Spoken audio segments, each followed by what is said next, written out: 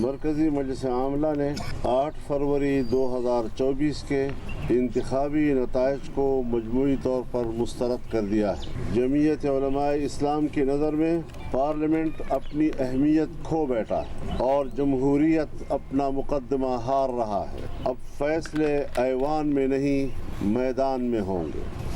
Establishment समझती है कि इलेक्शन शफाफ हुए हैं, तो फिर इसका माना ये है कि फ़ौज का 9 मई का बयानिया दफन हो चुका है। मुस्लिम लीग नवाज शरीफ को दावत देता हूँ कि वो आएँ और हम मिलकर अपोजिशन में बैठें। इंतखाबी नताइज मुस्तरद, हुकूमत नहीं अपोजिशन करेंगे, फैसले ऐवान में नहीं शायद मैदान में होंगे। मौलाना फजलुर रहमान ने जमीयत उलमाए इस्लाम का फैसला सुना दिया। नवाज शरीफ को भी अपने साथ अपोजिशन में बैठने की दावत दे दी। कहा, हम मुस्लिम लीग नून और पीपल्स पार्टी के ताबेदार नहीं। इंतखाबात में धांधली के रिकॉर्ड बने, इंतखाबी अमल यरगमाल बना रहा। 2018 की धांधली का रिकॉर्ड भी टूट गया। जमहूरियत मुकदमा हार रही है। पीटीआई के साथ मामला ठीक करने का इम्कान भी जाहिर कर दिया। बोले, पीटीआई के साथ जिस्मों का नहीं दिमागों का झगड़ा है, वो भी जल्द ठीक हो जाएगा।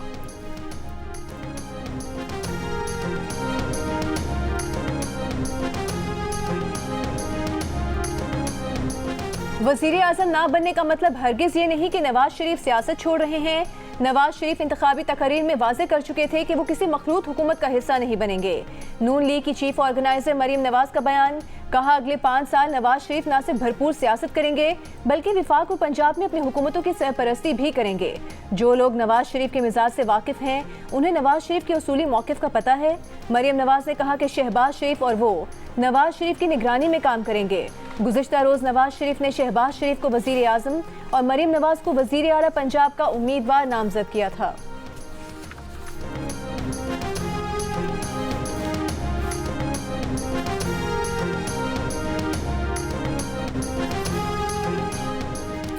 जमात इस्लामी का पीटीआई के साथ ताउन से इनकार, खैबर पख्तूनख्वा में हुकूमत साजी पर हाथ खड़े कर दिए।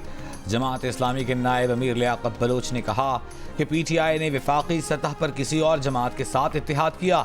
सिर्फ खैबर पख्तूनख्वा में पीटीआई से इत्तेहाद का कोई जवाज़ नहीं। ताउन की बातचीत दोनों हुकूमतों से मुताल्लिक थी।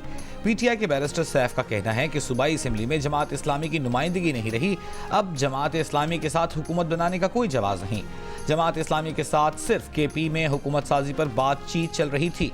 जमीयत उलमा इस्लाम शिरानी ग्रुप की पीटीआई को ताउन की पेशकश। मरकजी तर्जुमान शजाउल मुल्क ने कहा, शिरानी साहब की जमात के होते हुए पीटीआई को किसी और की ज़रूरत नहीं।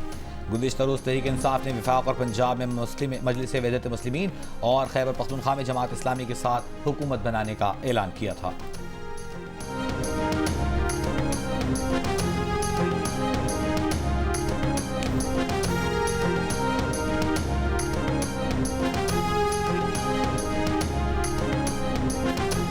कल रात 11 बजे तक आसिफ जरदारी साहब राब्ते करते रहे। पीपल पार्टी ने ये इंदिया दिया है कि जो आपकी सीटें हैं वो आप ड्यू प्रोसेस ऑफ लॉ से वापस ले लें, हम इतराज़ नहीं करेंगे, लेकिन हमारी तरजीह नून के बजाय पीटीआई है। कल खान साहब से मेरी मुलाकात होगी तो मैं ये तमाम हकाइक उनके नोटिस में लाऊंगा, फिर देखते हैं कि खान साहब क्या फैसला करें।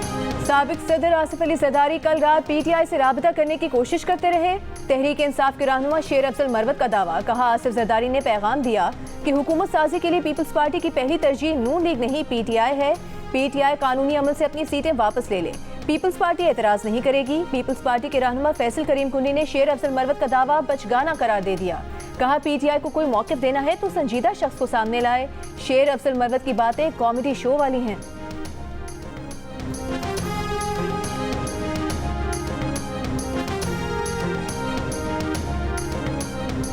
हुकूमत साजी से मुतालिक इस्लामाबाद में पीपल्स पार्टी और मुस्लिम लीग नून की कोऑर्डिनेशन कमेटियों का इजलास। हुकूमत साजी और इत्तेहादी जमातों के मामलात पर हिकमत अमली पर गुफ्तगू। ज़राए का कहना है कि पीपल्स पार्टी सदर, चेयरमैन सेनेट और स्पीकर के लिए अपने उम्मीदवार लाएगी। नून लीग की अपनी पॉलिसी है, उम्मीदवार खड़े करे या न करे।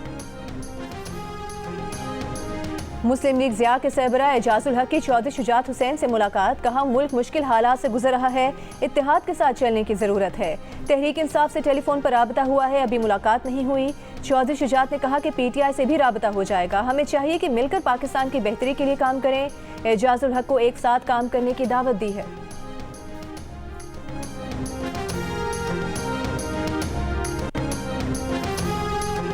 गवर्नर हाउस में एमक्यूएम पाकिस्तान राबिता कमेटी का इजलास कुछ देर बाद होगा। एमक्यूएम का इस्लामाबाद से आने वाला वफ्द सूरत हाल से आगाह करेगा। जराए का कहना है कि एमक्यूएम पाकिस्तान ने नून लीग को राबिता कमेटी से मुशावरत के बाद बाज़ाबिता जवाब देने का कहा है। वजारतों और दीगर मामलात पर हुकूमत बनने के बाद बातचीत होगी। डॉक्टर खालिद मकबूल सिद्दीकी की क़यादत में वफ्द आज ANP के शाही सैद से मुलाकात करेगा।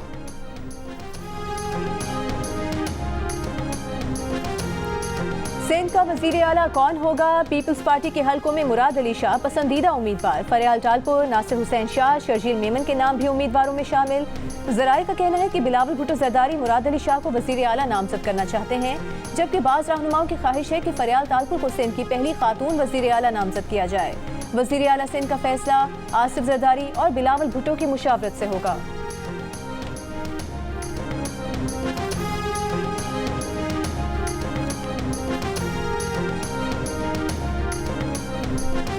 इंतखाबी नताइज के खिलाफ बलूचिस्तान, सिंध, खैबर पख्तूनख्वा के मुख्तलिफ शहरों में एहतजाज जारी। Pashtunkhwa MAP, Hazara Democratic Party, National Party, BNP की अपील पर कोयटा में DRO ऑफिस के सामने धरना।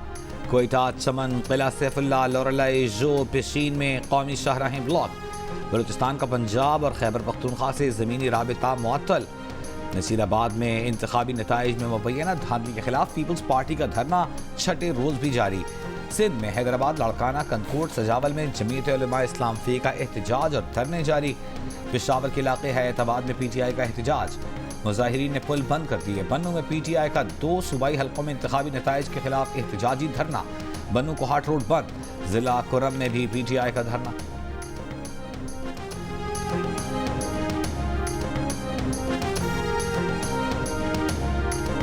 अमरीका का पाकिस्तान में शफाफ इंतखाबी अमल यकीनी बनाने पर जोर। व्हाइट हाउस की तर्जुमान कैरन जेन-पियर ने कहा है कि निजी और अवामी सतह पर राबतों में पाकिस्तानी हुकूमत और सियासतदानों को वाज़ेह कर चुके कि अवामी ख्वाहिशात का एहतराम करें और इंतखाबी अमल में शफाफियत को यकीनी बनाएं, जो बहुत अहम और ज़रूरी है। तर्जुमान ने बताया कि सदर जो बाइडन पाकिस्तानी इंतखाबात के नताइज से आगाह हैं और जानते हैं कि पाकिस्तानी इंतखाबात में ख़वातीन और नौजवानों समेत लाखों पाकिस्तानी वोट डालने के लिए निकले। अमरीका हम ख्याल जमहूरियतों के साथ खड़े होने पर फख्र करता है।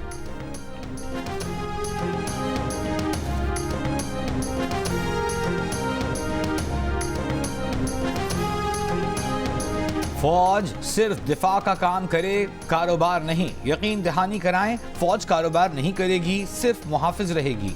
सबको अपने मैंडेट पर रहना चाहिए। फौज अपना काम करे, अदालतें अपना काम करें। दिफाई जमीनों पर कमर्शियल सरगर्मियों के खिलाफ केस में चीफ जस्टिस पाकिस्तान का अटॉर्नी जनरल से मुकालमा। अटॉर्नी जनरल ने कहा उसूल तो यही है कि सब अपना अपना काम करें।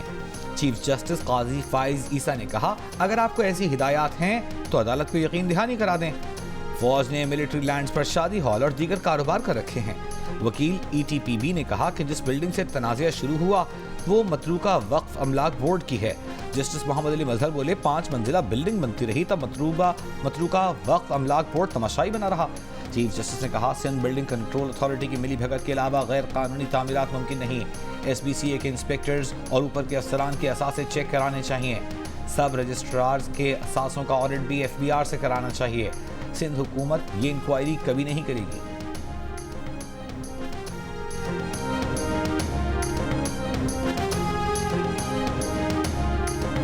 इस्लामाबाद हाई कोर्ट में डिप्टी कमिश्नर और SSP ऑपरेशंस के खिलाफ तौहीन अदालत केस की समाअत।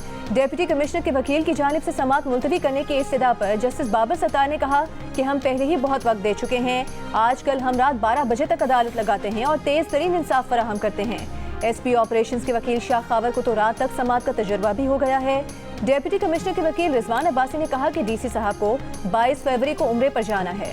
जस्टिस बाबर सत्तार ने समाअत जुमे तक मुलतवी करते हुए कहा कि वो उम्रे पर रवानगी से पहले ही केस का फैसला कर देंगे।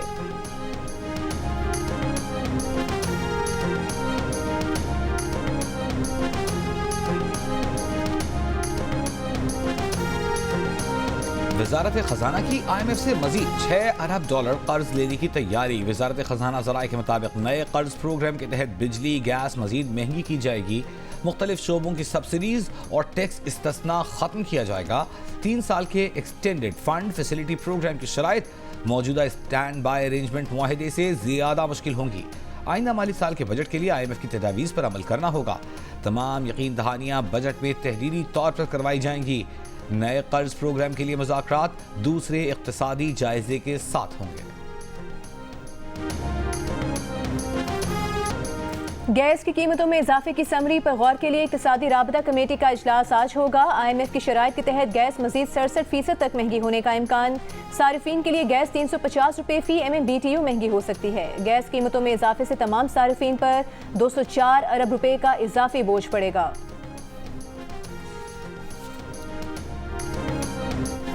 सहमाही एडजस्टमेंट के तहत बिजली महंगी करने की दरख्वास्त पर फैसला महफूज। नेपरा ने ओवर बिलिंग के मामले पर बिजली कंपनियों के जवाबात गैर तसल्ली बख्श करार दे दिए। बिजली कंपनियों को शो कॉज नोटिस जारी करने का फैसला। बिजली महंगी करने की दरख्वास्त मंजूर होने पर फैसले का इतलाक के इलेक्ट्रिक समेत तमाम बिजली तकसीमकार कंपनियों पर होगा। बिजली तकसीमकार कंपनियों ने दूसरी सहमाही की मद में 84 अरब रुपए मांगे हैं। यूटिलिटी स्टोर्स कॉरपोरेशन का रमजान रिलीफ पैकेज का ऐलान। आटा, चीनी, घी, तेल, चावल, दालों, मसालों और मशरूबात समेत 19 बुनियादी अशिया पर रियायत होगी। टारगेटेड सब्सिडी के अलावा आम सारिफीन के लिए भी खुसूसी रियायती कीमत मुकर्रर होगी। गुज़िश्ता रोज ECC ने 7 अरब 49 करोड़ रुपए से जायद का रमजान पैकेज मंजूर किया था।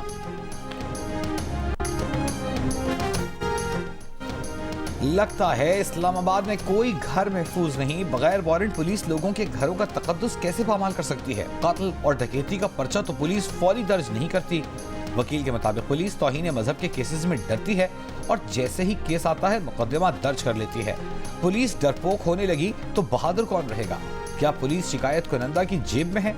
चीफ जस्टिस पाकिस्तान काजी फाइज ईसा के तौहीन मजहब केस में जुबैर साबरी के घर बिना वारंट गिरफ्तारी केस की समाअत के दौरान रिमार्क्स। अटॉर्नी जनरल को मुखातिब करते हुए कहा, हमारी और आपकी तनख्वाह अवाम देते हैं, हम लॉ अफसरान से मुआवनत नहीं मिल रही। चीफ जस्टिस काजी फाइज ईसा मुद्दई की जानिब से पीर साहब का लफ्ज इस्तेमाल करने पर भी बरहम। कहा, क्या ये नाम कानून में दर्ज है। किस कानून में दम करने का लिखा हुआ है। जस्टिस मुस्तरद हिलाली ने कहा, आपका तो ईमान ही मजबूत नहीं। सुप्रीम कोर्ट ने तौहीन मजहब के मुल्जिम जुबैर साबरी की जमानत मंजूर कर ली।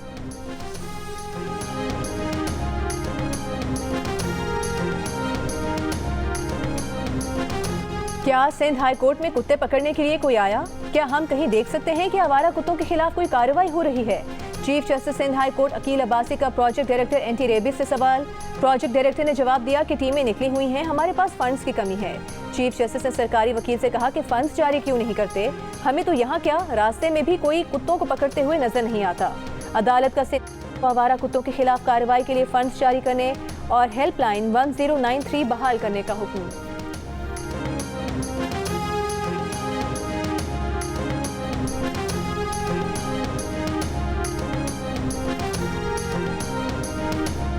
पंजाब असेंबली में जाली भर्तियों के केस में चौधरी परवेज इलाही पर आज भी फर्द जुर्म आयद न हो सकी। परवेज इलाही के वकला की फर्द जुर्म की कार्रवाई मुअख्खर करने की इस्तदा।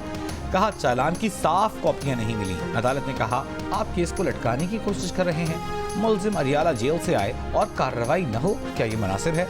आखिरी मौका दे रहे हैं। आइंदा समाअत पर फर्द जुर्म आयद होगी। मजीद समाअत 22 फरवरी तक मुलतवी।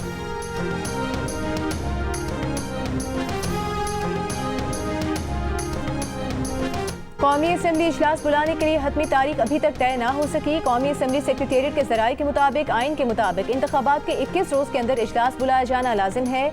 21 रोज 29 फरवरी को मुकम्मल होने हैं। कौमी असेंबली इजलास इससे पहले भी तलब किया जा सकता है।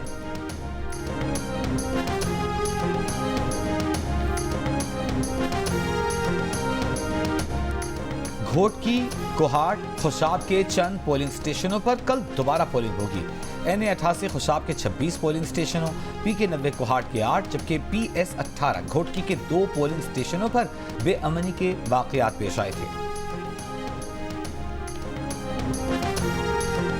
सिंध हाई कोर्ट ने इंतखाबी नताइज के खिलाफ दायर तमाम 58 दरखास्तें इलेक्शन कमीशन को भेज दी। तमाम शिकायत सुनकर 22 फरवरी से पहले फैसला करने की हिदायत। अदालत ने हुक्म दिया कि इलेक्शन कमीशन दरखास्त गुजारों के फॉर्म 45 और 47 का रिकॉर्ड से जायजा लें। अगर कोई बेजाब्तगी पाई जाए तो उसे दूर किया जाए।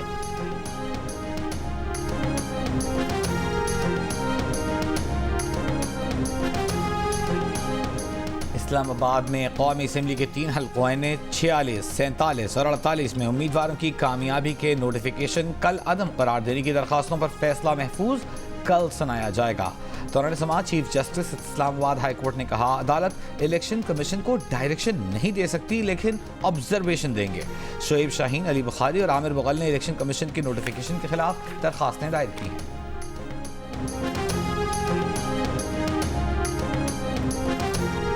NA-71 सियालकोट से हारने वाली रेहाना डार का ख्वाजा आसिफ को चैलेंज। कहा, हलफिया कहती हैं कि वो NA-71 से जीती हैं, ख्वाजा आसिफ भी हलफिया कह दें कि वो जीते हैं। इलेक्शन कमीशन के बाहर मीडिया से गुफ्तगू में कहा कि RO आज भी खुद को क्लियर नहीं कर सका। ख्वाजा आसिफ के वकला ने कहा कि ख्वाजा आसिफ जीते हैं, हमारे पास फॉर्म 45 मौजूद है।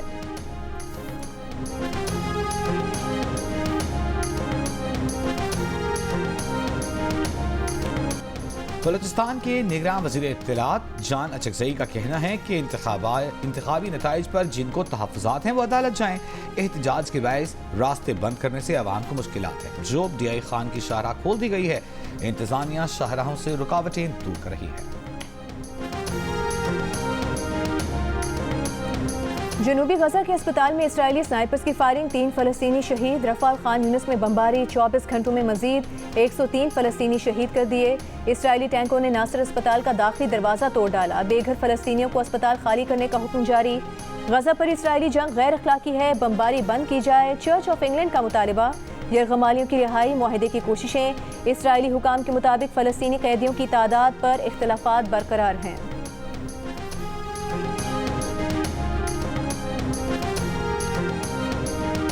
कोयटा ग्लैडिएटर्स के नायब कप्तान सऊद शकील का कहना है कि कप्तान हटाने या बनाने का फैसला फ्रेंचाइज मालिकान का होता है। सरफराज अहमद बड़े भाइयों की तरह हैं, उनका टीम में किरदार पहले जैसा ही रहेगा। रॉयल रोसो दुनिया भर की लीग्स खेलते हैं, उन्हें अंदाजा है कि टीम को कैसे लेकर चलना है।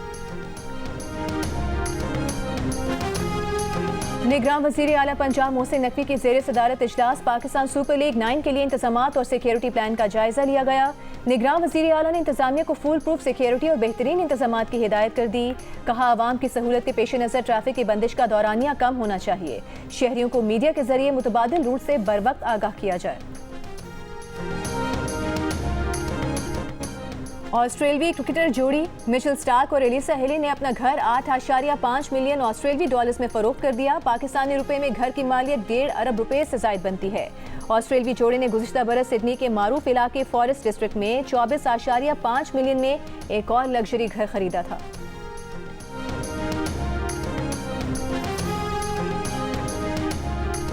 और मुग़ल आज़म की अनारकली आज भी मद्दाहों को याद। मधुबाला की सालगिरह चाहने वाले नहीं भूले।